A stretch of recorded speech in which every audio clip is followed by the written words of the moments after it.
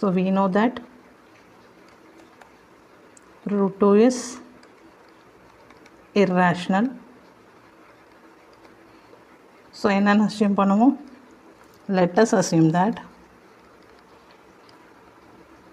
கொடுத்துருக்கிறது அப்படியே rational assume பண்ணிக்கோங்க.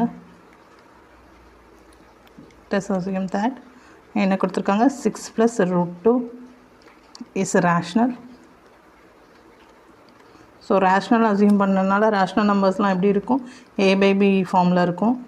So 6 plus root 2 is equal to a by b. இதில் ஏயும் பியும் இன்டீஜர்ஸ் இன்டீஜர்ஸ்னு இருக்கோங்க. ab or integers where b is not equal to 0. a and b are co-prime.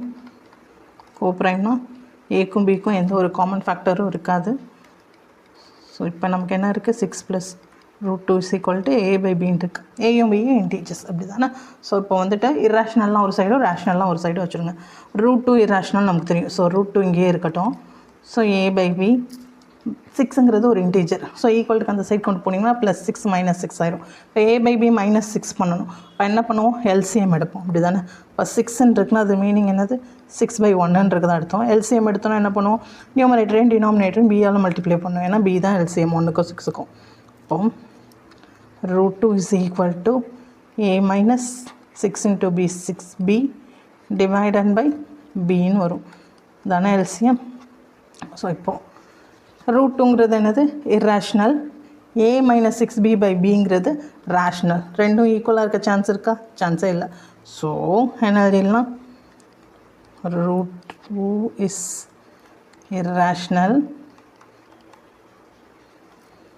a minus 6b plus b is rational.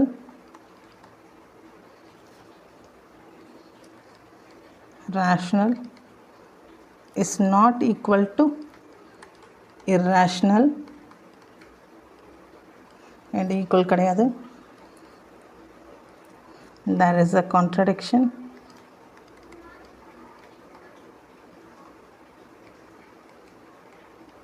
So contradiction arise ஆயிட்டு.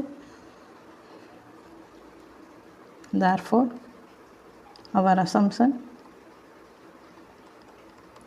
is wrong. Hence